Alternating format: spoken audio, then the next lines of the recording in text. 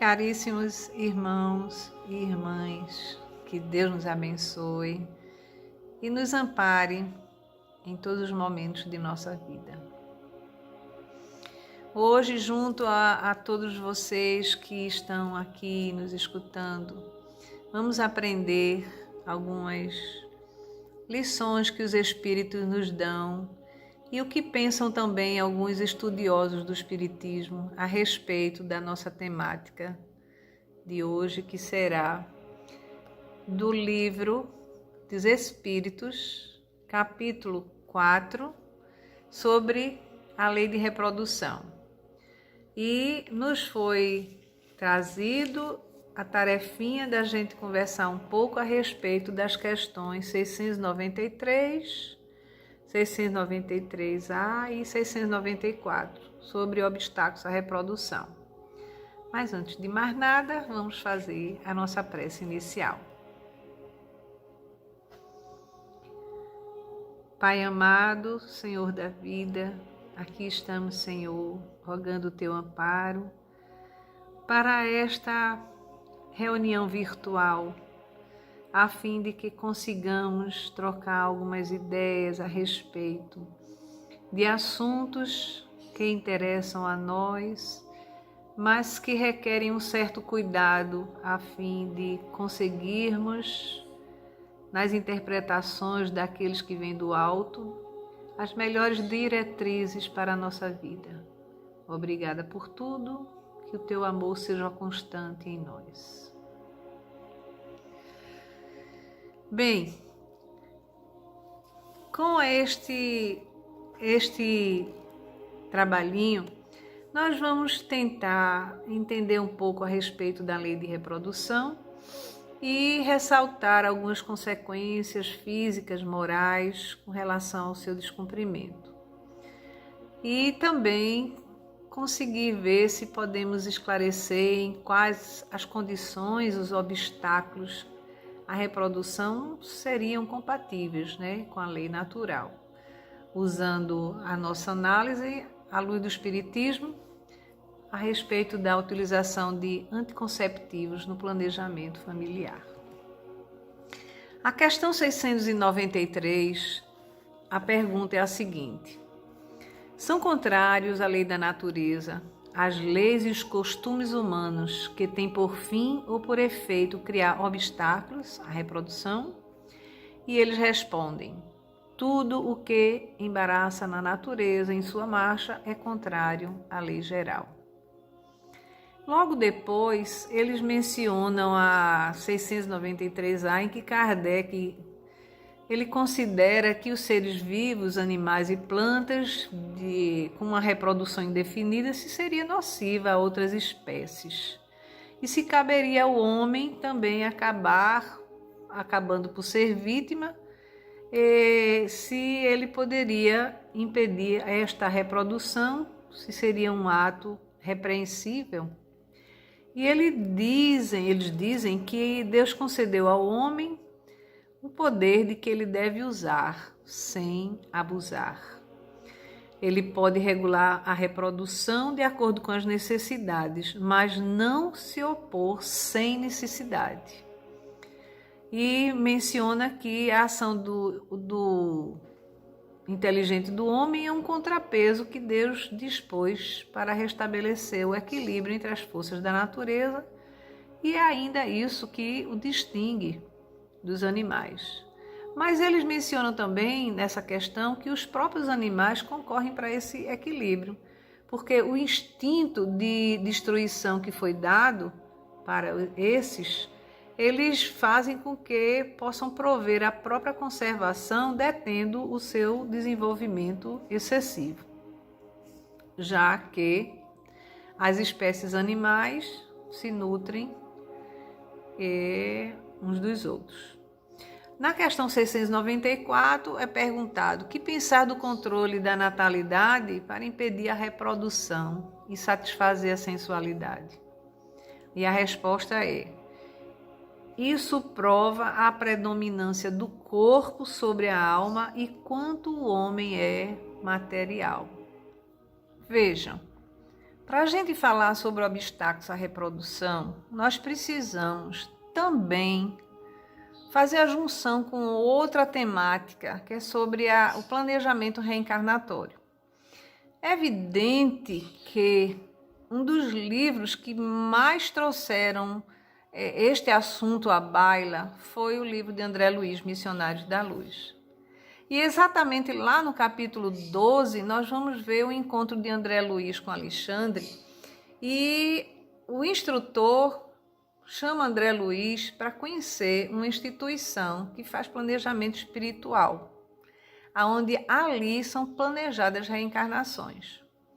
Ele menciona que existem distinções de percentuais de reencarnações, porque umas se processam em moldes padronizados, e ele diz que seria no campo das manifestações puramente evolutivas, e outras pertencem a uma programação mais complexa, num processo mais individual.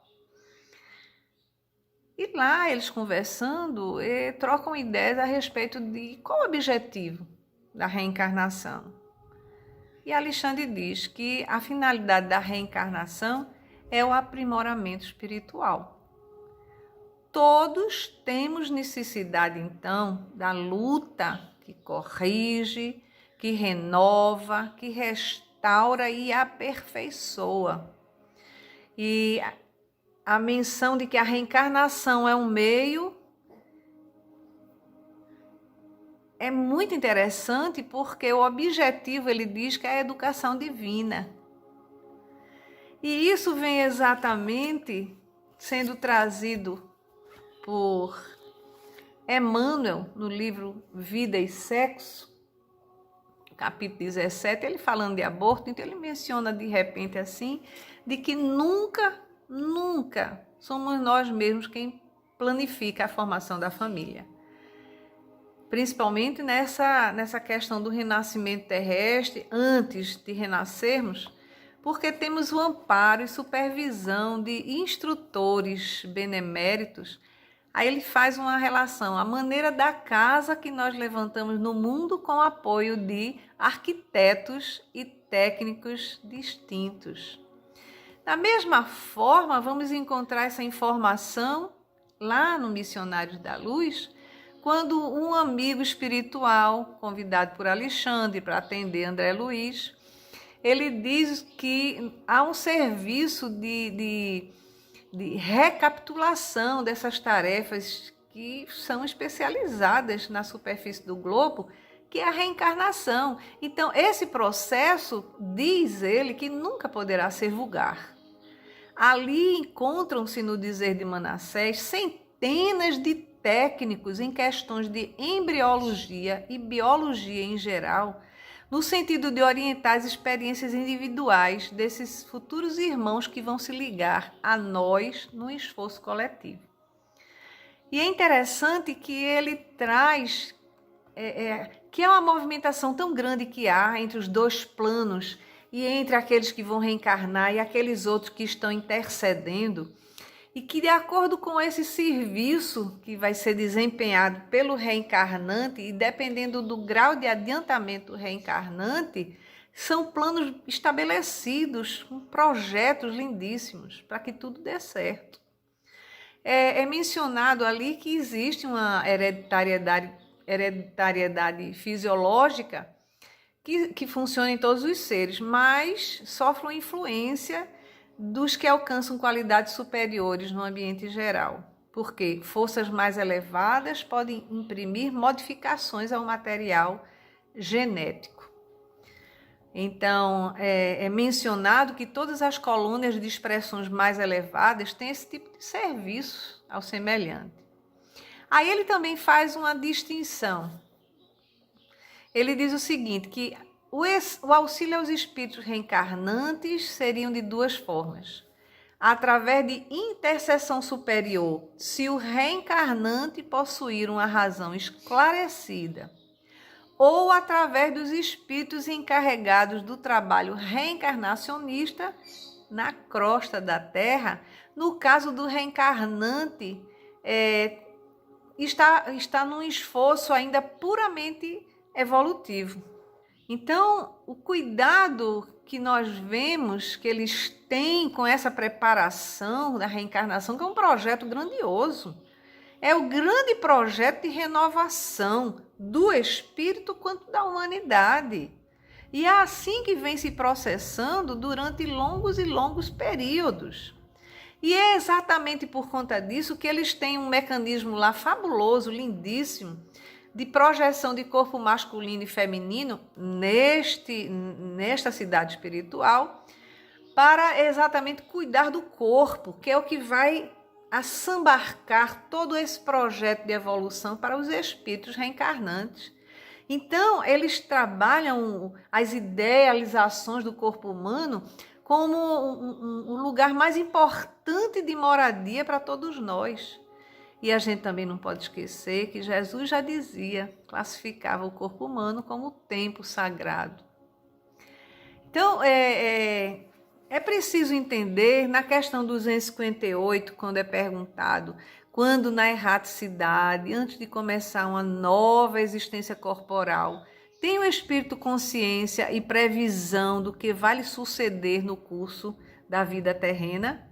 Eles respondem, ele próprio escolhe o gênero de provas porque há de passar, e nisso consiste o seu livre-arbítrio. Né?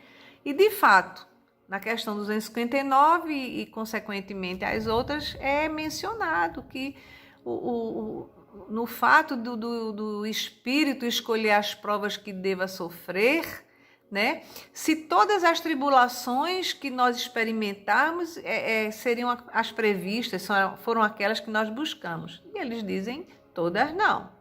Nós escolhemos e prevemos tudo o que pode suceder nas questões máximas, mas nas mínimas coisas, não. Porque nós conseguimos escolher o gênero de prova, agora as particularidades correm por conta da posição de que cada um nos achamos. Então, os fatos principais são previstos, porque são esses que vão influenciar o destino. É a mesma coisa, eles citam, que se você olhar para uma estrada cheia de sulcos, de problemas, né, você sabe que por essa estrada você tem que caminhar de forma cautelosa, porque você pode cair, você pode se machucar, mas ainda assim, mesmo que ocorra a queda, mesmo que nós possamos cair ou alguma coisa acontecer, nós vamos ter uma experiência, a experiência que depois iremos avaliar, considerando o que nós estávamos buscando para percorrermos aquela estrada. É como se, escolhendo determinadas provas, nós sabemos que o remédio, como quando estamos doentes, o remédio é amargo, aquela escolha daquela prova pode ser amarga, pode ser difícil, mas vai requerer o potencial da alma, e este potencial da alma é quem vai nos elevar, é quem vai vai ser o nosso estímulo para que cheguemos àquele ponto um pouco mais adiante, que não seja exatamente este que nós estamos vivenciando, porque ali estamos incorrendo numa experiência riquíssima. Porém, o ponto maior também é aquele que visualizamos mais à frente. Na mesma questão, Allan Kardec fala que quando a gente está sobre a influência de ideias aqui, carnais, né? O homem na Terra aqui só vê das provas um lado penoso, terrível. Então, tudo lhe parece terrível, porque a gente só vive buscando gozar as coisas materiais, a gente vive buscando ser feliz, Então, essa ideia constante faz com que a gente se afaste verdadeiramente do princípio da reencarnação. Para que serve a reencarnação? Para nós, espíritos imortais, porém momentaneamente vivendo essa experiência de homens. Então, eles dizem que normalmente não se escolhe uma reencarnação com situações suaves, não, porque na íntegra a gente vai, quando estivermos no além-túmulo, vamos olhar as situações de outra forma. É como se a gente percebesse que é uma tarefa de responsabilidade, que é uma situação que vai requerer realmente um esforço maior de cada um. E eles mencionam isso porque existem verdadeiramente algo que a gente precisa entender, que quando a gente vê um homem aqui trabalhando sem descanso, buscando seu alimento, buscando desempenhar a sua tarefa, o seu trabalho, mesmo que sofrido, com renúncia e dedicação naquele instante, parece ser algo penoso. Porém, ele se encontra olhando para o futuro, para que ele possa usufruir de algo merecido e, ao mesmo tempo, produzido por ele. Da mesma forma, nós temos o exemplo, Kardec menciona, que quando esses homens que buscam a ciência, que eles trabalham com afinco, eles vão atrás do conhecimento, fazem as experiências, porque são espíritos que sabem que aquele determinado estilo de vida vai ter esse tipo de provas aliados à escolha deles, porque eles também têm o desejo de contribuir com a sociedade. Então, ele fala, inclusive, dos homens, dos espíritos que queriam pedir ser príncipes ou milionários, e ele diz que a esse tipo de espíritos são espíritos que se assemelham a míopes. São míopes porque só querem usufruir daquilo que tocam, daquilo que faz eles sentir um prazer imenso. E ele faz essa relação até como se fossem meninos gulosos, que se fosse perguntado a esses meninos o que é que eles desejam, eles queriam ser pasteleiros ou doceiros, não é? Então, é percebido que o espírito pode escolher suas provas enquanto está encarnado. Porém, quando nós estamos reencarnados, vemos as coisas de outras formas. Por quê? Porque a prova é a prova exata do nosso estágio espiritual. Nós podemos aqui escolher também alguma prova, um outro gênero de provas? Pode-se também, podemos escolher, mudar alguma coisa, sim, podemos, embora saibamos que toda escolha ela está aliada à sua liberdade de agir, de decidir, mas os espíritos que são ligados a uma conscientização maior, eles com certeza não vão buscar uma vida ociosa e inútil, não, porque eles sabem que vão perder tempo, né? No Livro dos Espíritos também tem uma questão que nós podemos ligar a esse assunto, que é a questão 166 e 167, que pergunta-se como a alma acaba de se depurar, né? E eles dizem, submetendo-se à prova de uma nova existência, porque a finalidade da encarnação, da reencarnação, é expiação, melhoramento progressivo da humanidade. E a passagem que nós temos que ter aqui, ela, além de tudo, é de colocar-nos em realizar uma parte na obra da criação, concorrendo, de uma forma geral, para o progresso, não só nosso, como da humanidade. Então, mencionando isso, lembramos de um conto que Richard Simonetti, ele relata que uma família muito feliz, tinham alguns filhos, eles eram espíritas, e uma vez a esposa olha para o marido e diz, mas meu filho, nós somos tão felizes, estamos tão bem, será que a gente não poderia ter mais um outro filho? E ele disse, podemos sim. Mas veja, eu trabalho, eu estou fora e isso vai ficar um pouco pesado para você. E ela disse, não, mas eu consigo, com a ajuda dos meninos eu consigo sim dar alguma coisa a mais. A gente tem tanto amor aqui. E ele disse, tá certo, o que é que você está pensando? Ela disse, eu queria junto com você, antes da gente planejar, eu queria fazer uma prece. porque eu queria fazer uma prece a Deus em virtude de que esse filho venha com um processo até de gratidão por aquilo que nós estamos vivendo. Porque pelos livros nós sabemos que tem tantos espíritos nos umbrais necessitando um acolhimento, amor, e a gente tem muito amor aqui para dar. Vamos fazer nossas orações e pedir a Deus? Aí ele disse, tá certo, você que sabe. Vamos sim. E fizeram várias orações até que um dia ela engravidou. Depois de 9 meses veio um menininho especial com uma lesão cerebral, mas que recebeu todo o seu amor, que naquele instante ela percebia isso, né?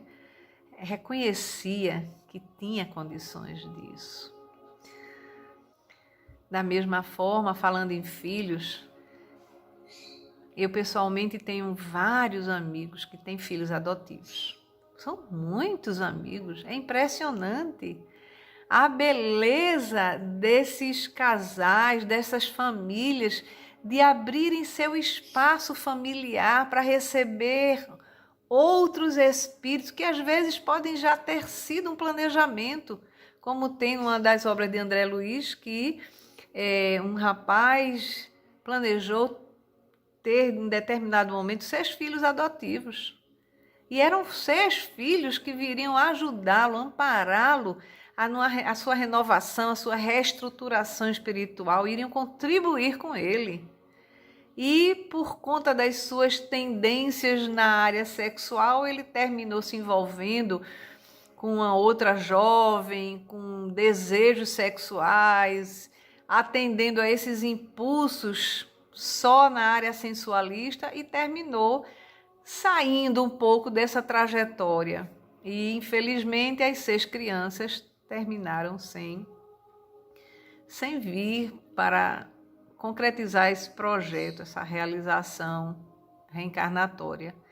E lembrando também disso, nós anotamos aqui no site do BBC, na área em Portugal, nós vimos uma reportagem de uma senhora de 60 anos, uma jovem senhora de 60 anos, Dona Joana, com seu marido, seu Olavo, 73 anos. Ele adotou 6 irmãos de uma vez só. Por quê?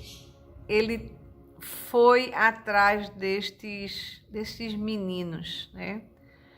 Porque os seus 16 filhos adotivos que ele já tinha achavam que ela estava tristinha. E disse, mamãe, vamos repovoar esta casa? Vamos mudar isso, a gente pode lhe ajudar, vamos atrás de outras crianças. E ela foi muito feliz da vida e de repente chegou lá no lar de adoção e tinham 6 filhos, 6 irmãos. E ela simplesmente não quis escolher 2 ou 3 e disse, aonde cabem 16, cabem mais 6, porque já uns 6 a 7 jovens também não estavam mais dentro da sua casa, em virtude de já terem casado, né? Então, é uma situação linda, maravilhosa, que a gente vendo esses exemplos, se enche de ternura, essa ternura que é inerente, sim, a nós, em nossas emoções, no sentimento elevado de gratidão a Deus e, ao mesmo tempo, de compartilhar deste amor que todos nós desejamos tanto sentir. E, ao mesmo tempo, temos medo porque a sociedade tem uma convenção de futurólogos que almejam definir as trilhas que cada um de nós vai passar, e não é bem assim. Porque podemos fazer planejamento familiar? Sim, podemos. Porém, o planejamento familiar, de acordo com o pensamento médico oficial, geralmente tem finalidades que são ligadas à matéria. Ele se preocupa em prevenir gestações, apenas aquelas que a gente não deseja, porém também possibilitar ao casal a opção, né, de quando iremos conceber, evitar também em alguns pacientes algumas gravidez de risco por causa de moléstias que poderiam sofrer um agravamento com essas gestações. E também, dizem eles, diminuir o índice de abortos para se impedir uma gravidez indesejada, né? Em 1940, houve uma revolução, né? Os químicos, os bioquímicos estavam trabalhando para resolver uma grave problemática das relações sexuais, que era a procriação. E então, a doutora Susan Blackmore, na Universidade de Bristol, na Inglaterra, e juntamente com o Dr. Colin Blackwell, eles estabeleceram uma visão a respeito dos anticoncepcionais, né? E juntos eles conseguiram interpretar que a pílula anticoncepcional ia fazer uma grande revolução, porque iria exatamente dar maior liberdade às práticas sexuais. E asseveraram então que o anticoncepcional daria à mulher uma possibilidade de dirigir o seu corpo e não permitir a fecundidade caso ela não sentisse interesse por aquilo. E foram mostrando, convencendo de que aquela pílula iria mexer com a visão da mulher, como ela era vista no contexto social. Porque então, graças à implementação desses anticonceptivos, a mulher poderia ocupar um lugar que era negado, né? No trabalho, na sua liberdade, nas suas decisões. Então, com essa revolução, foi acreditado que ela poderia ter a mesma liberdade que os homens. Tentaram fazer uma pílula para os homens, mas houve algumas consequências que não foram muito bem admitidas, por conta do corpo do homem, que teve alterações muito significativas. Então, as mulheres começaram a usar, a receber essas pílulas, né, à base de estrogênio, de progesterona, dentro de uma quantidade que era razoável de hormônios para elas poderem usufruir exatamente dessa questão, né? É claro que houve consequências, problemas de mama, de cânceres com relação a isso, por conta ao longo do tempo, o uso foi tão constante, tão rotineiro, que algumas pacientes ficaram estéreis por conta do uso daquela pílula. Então, exatamente pelo uso indiscriminado ou não desses anticonceptivos, o problema ficou muito grande para a própria mulher. Então, nós sabemos, não há dúvida, que tem-se o direito de se proteger, de se cuidar, mas não apenas nessa questão corporal, né? Existe uma pergunta feita aos espíritos, qual seria a obra mais importante para o Criador a respeito da missão do homem e da mulher? E a resposta que eles dizem é incisiva, exatamente vinda desses grandes orientadores do planeta, e informam que a missão que Deus concedeu à mulher é superior àquela que é concedida ao homem, porque é a mulher que educa. É evidente que hoje, nos dias atuais, o homem também educa, nós sabemos disso. Porém, a questão da procriação traz um laço indescritível, inimaginário por alguns homens, com relação a esta junção que existe nessa considerando estes corpos também que se unem numa dependência não apenas física, mas emocional daquela co-criadora da mulher. A mulher, ela tem a maternidade dentro dela, ela é essencialmente aquela que normalmente é a condutora, é a professora, é a orientadora, até mesmo porque o próprio corpo feminino, com esses hormônios, ele traz na sua natureza esse compêndio de arregimentando a mulher para esses princípios, né?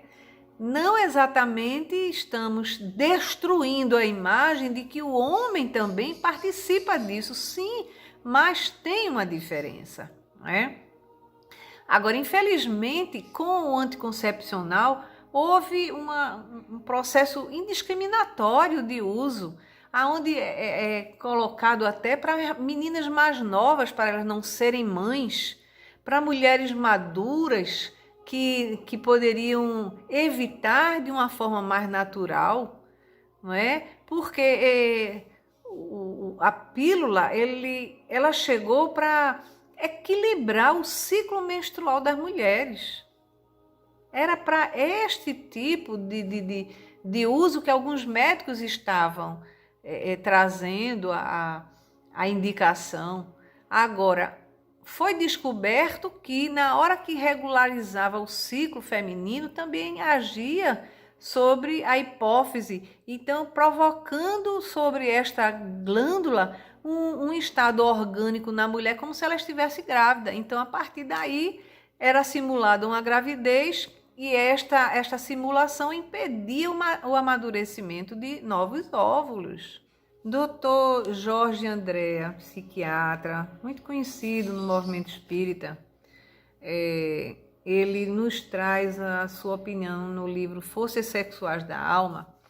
Ele menciona a questão do planejamento familiar, que algumas pessoas não planejam a família, elas querem controlar a natalidade, assim como até algumas nações fazem isso. E ele menciona no seu livro que houve um congresso, faz alguns anos atrás, a respeito disso, né? De como se poderia se trabalhar a questão do controle da natalidade. Por quê? Aí ele diz aqui, na página 97 do livro, ele faz assim: a grande parte dos congressistas sentiram necessidade de controle da natalidade por esses motivos: falta de trabalho, escassez de alimento, falta de moradias, são muito jovens, têm poucas escolas, filhos desnutridos de famílias numerosas, excesso de população e comprometimento de saúde mental. Mas ele opina de que, na realidade, a gente tem que solucionar não essas situações, porque é preciso ter coragem de encarar que o controle da natalidade ele é uma exigência descabida, porque na íntegra o que se precisa trabalhar é a condição social, são os problemas sociais, para que não haja este tipo de sofrimento, de desgosto, de amargura, de tristeza pela vida, né? Mas ele menciona algo que nós também, nas suas considerações, conseguimos perceber que Kardec também menciona. Porque Kardec, ele fala a respeito da educação. O que é que verdadeiramente nós precisamos para termos uma vida melhor aqui na nossa sociedade e no planeta? Nós precisaríamos era rever a forma como nós estamos criando. Porque na hora que o rico ou o pobre, ele sabe criar, ele considerará que é mais fácil trabalhar as características da sociedade, consequentemente, desses espíritos que precisam desse processo reencarnatório. Porque quando Kardec, ele diz aqui, quando ele nos indica a educação como a metodologia que vai nos trazer um progresso moral, ele diz que quando nós conhecermos a arte de manejar os caracteres, como se conhece a de manejar as inteligências, poderíamos sim endireitar, como se faz com plantas novas, a esses rebentos, a esses espíritos. É claro que precisa-se de tato, experiência, porque caberá a nós, junto com o conhecimento da ciência, exercer este tipo de manejamento de caracteres. Então, ele diz que é preciso não se admirar de encontrar-se tantos problemas no mundo. Por quê? Porque são inerentes às imperfeições desses espíritos, nós espíritos. Então, o Jorge Andréa, ele diz que praticamente 10% da humanidade é que está esclarecida com referência ao entendimento da reencarnação. Quando houver mais divulgadores para avaliar este tipo de planejamento familiar, nós poderíamos dizer, ele menciona, que é um trabalho dos mais espiritualizados para os menos esclarecidos, que poderão sim, então, definir o seu planejamento de forma diferente desses motivos que esses congressistas tinham atribuído. Ele diz que se um casal só tem pensamentos superficiais, onde os bens materiais e as comodidades para o corpo representem o alvo a atingir, é claro que eles estarão bem longe de resolver essas questões porque não compreendem o porquê maior da vida.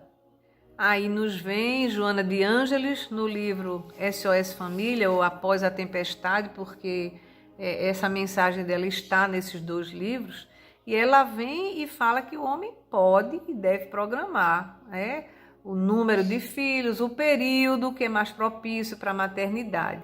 Porém, nunca vai se eximir dos resgates a que fará jus, por conta do seu próprio passado. Ela diz que entre abortar e usar o anticoncepcional, é claro que é melhor este último. E aí ela tem uma frase marcante que ela faz assim: os filhos, porém, não são realizações fortuitas.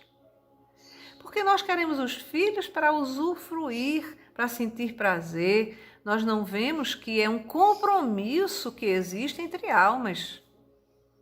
Então, ela diz assim, que é lícito aos casais adiar a recepção desses espíritos, impossibilitando até mesmo que eles se reencarnem por intermédio de si. Porém, as soberanas leis da vida dispõem de meios para fazer que esses espíritos rejeitados venham por outros processos a bater à porta dos seus devedores ou dos seus credores, em circunstâncias talvez até muito dolorosas, complicadas, porque aí nós vemos uma referência que foi feita a esse pensamento de Joana, em que é mencionado que quando você tem um determinado número de filhos e menciona-se que um filho seu encontrou um coleguinha no colégio, e por acaso esse seu filho foi escolhido por aquele coleguinha a usar drogas, a fazer coisas que não eram muito éticas, muito honestas. Quem é este rapazinho, este amigo que se alinhou, que se afinizou como uma família espiritual daquele seu filho? Era um filho seu.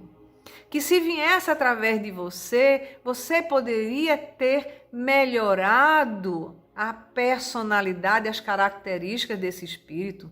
Você poderia, com o seu amor, ter recuperado, porque aquela emoção, aquele sentimento que ainda se encontra naquele espírito, que veio através de outras circunstâncias bater a sua porta, incomodar você, você poderia ter resolvido isso simplesmente através da beleza da procriação, fazendo esses planejamentos de forma com uma conjuntura moral, de uma forma elevada, com princípios nobres, porque a vida é nobre.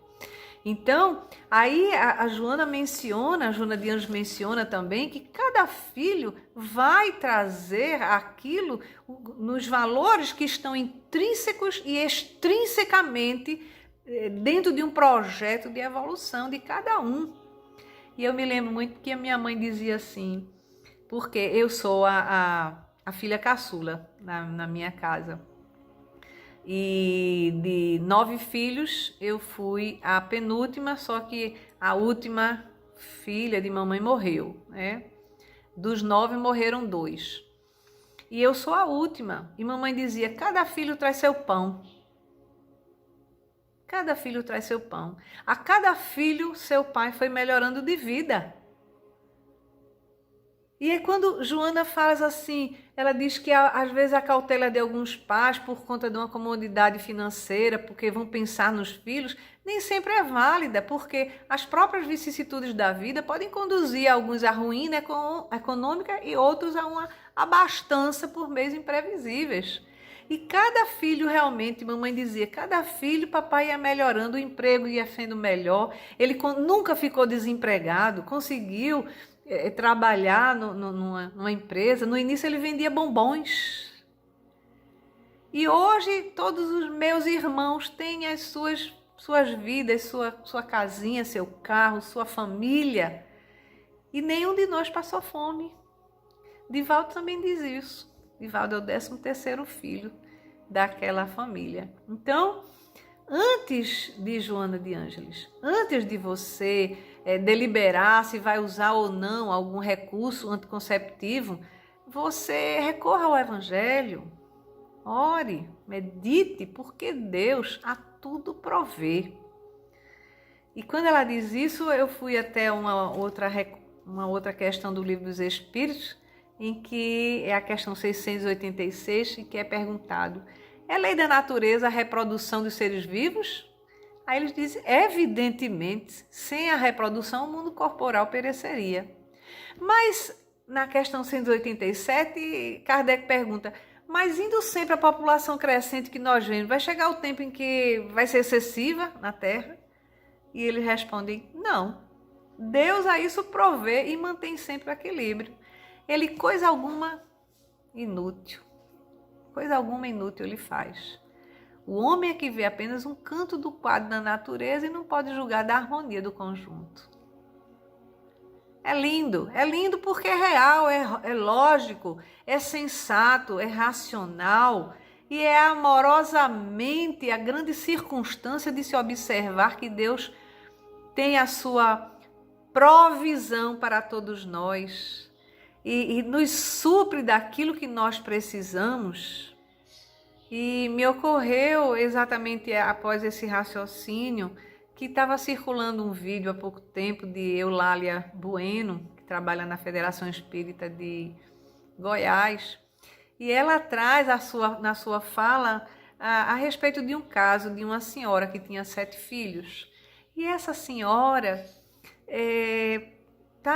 passava dificuldades, era viúva e fazia já quase 7 dias que estava sem chegar alimento. Até ela se desfazia de tudo, vendia, comprava alimentos, mas naquele período ela estava sem nada. E a única coisa que ela deixou foi um radinho que ela, quando ligava o radinho, escutava uma musiquinha e isso distraía a mente dos meninos com relação à fome. E um dia ela escutou, numa rádio local, a menção de que ia ser jogado no ar a grande pergunta, Deus existe? Quem que pode atestar que Deus existe? Alguns dos que estão escutando o que nós estamos falando, poderia nos dizer se Deus existe? E aí ela foi até a vizinha, pediu um telefone e ligou para a rádio. Quando ligou para a rádio, a pessoa que atendeu, perguntou a ela, a senhora quer comprovar que Deus existe? Ela disse, claro que Deus existe. Aí ele disse, não, a senhora crê, não? Ela disse, não, eu não creio, não, eu sei que Deus existe. Porque é exatamente exatamente por saber que Deus existe, porque se Ele não existisse, meus filhos já estariam mortos. Faz 7 dias que nós não comemos. E o cidadão disse, como assim? Ela disse, nós somos muito pobres. E eu queria até aproveitar, se fosse possível, a pedir para que alguns corações pudessem me ajudar, em nome de Deus, que fosse veiculado isso para nos ajudar. E alguém estava escutando. Tinha alguém escutando. Era o dono de um supermercado, muito famoso. E quando ela diz isso, este homem que era ateu, disse, pois eu vou lhe provar que Deus não existe. Ligou para a rádio e disse, venham buscar aqui uns víveres e as cestas básicas para essa senhora. Aí foram lá, pegaram e tudo. Quando os funcionários deles foram levar a casa dela, tinham recebido uma instrução dele. Quero que vocês, ao entregar a ela essas cestas, vocês digam a ela que quem mandou entregar foi o diabo. E os funcionários ficaram temerosos e disseram, Senhor, nós não vamos dizer isso. Ele disse, vai, senão vão perder o emprego. Se ela não perguntar, vocês vão e digam a ela que foi o diabo que mandou. Tá certo. Quando chegaram lá e começaram a tirar do caminhão aquelas comidas, aqueles alimentos, e ela se ajoelhou ao chão agradecendo a Deus. Muito obrigado, Senhor. E aqueles rapazes olharam para ela e disseram, a senhora não vai perguntar quem está mandando trazer esses víveres para a senhora, esses alimentos? E ela disse, não, meu filho, eu não vou perguntar não, porque quem está me mandando é Deus. E quando Deus manda, até o diabo obedece. Como? Como não? Como retirar Deus de tudo isso? Porque alguns dizem que os religiosos acreditam em Deus, que Deus vai resolver tudo. Alguns falam até com certo desdém. É evidente que há leis que regem este universo com tamanha harmonia, com tamanha ordem, que é impossível não perceber a ligação que existe com a questão primeira do Livro dos Espíritos, que é Deus. Causa primária de todas as coisas, a inteligência suprema do universo. Porque reconhecemos a inteligência divina na semente que é jogada no chão, que germina. Depois de tanta terra em cima dela, uma semente que você olha e nem sabe que ali está uma árvore, uma floresta. Como não reconhecer essa inteligência suprema que rege a tudo, que se situa em tudo, quando observamos, ainda mencionando as plantas, que o cajueiro só dá caju naquele determinado período, que a manga só dá manga naquela época, que aquela frutinha que só dá no sul do país não dá aqui porque está submetida a uma série de recursos, de circunstâncias, que é o clima, que é a terra, o que contém aquela terra para fazer germinar aquilo que nós olhamos e pensamos que é uma simples matéria, que não tem vida. Porque a vida, ela está em nós. A vida em abundância, como disse Jesus. E exatamente por conta disso que olhamos para um livro como a Gênese, que fala lá no finalzinho dele sobre os sinais dos tempos e fala da geração nova.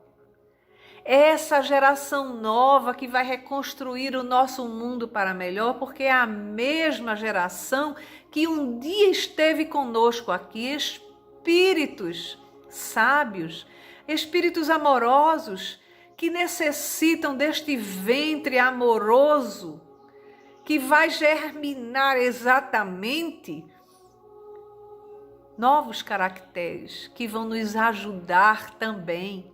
Não apenas os pais que vão ajudá-los, mas eles, como filhos, estão reencarnando para amparar a nossa idealização de um mundo melhor. E este mundo melhor está chegando. Cabe a nós esclarecermos, divulgarmos, trabalharmos na instrução, não apenas na instrução, aquela que nós buscamos na tecnologia, que às vezes nos afunda, mas na instrução do amor, instruídos no amor. Porque o reino de Deus, diz Emmanuel, é para os que amam. E exatamente quero encerrar esta pequena explanação com outra consideração advinda de um fato em Chico Xavier. Há anos atrás, uma mulher do Ceará que havia perdido seu filho há uns 2 anos antes, através do suicídio, e ela, muito sofrida, correu até Chico para receber uma comunicação dele, se fosse possível, embora ela imaginava que seria difícil. Ela chegou de madrugada, pegou uma fichinha, a fichinha número 1, e ficou lá sentadinha, aguardando que Chico chegasse. Ali só eram distribuídas 30 fichas ao dia.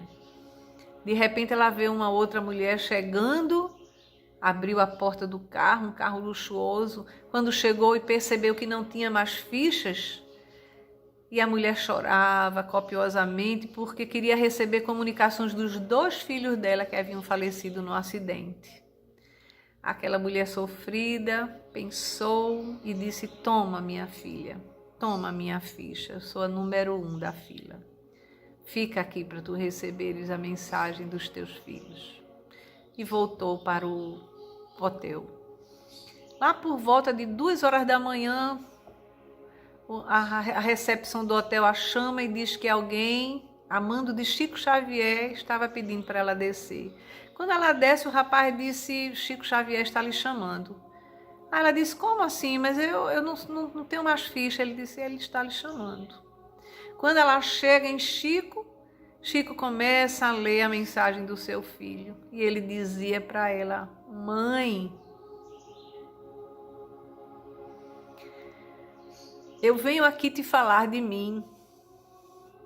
E venho falar que o teu amor venceu. Porque eu fui buscado por Emmanuel, que disse para mim: venha para falar com sua mãe, porque sua mãe, por um gesto de amor que ela entregou a ficha dela para outra mãe, mereceu que tu fostes a ela e fizesse essa carta que ela vai ouvir.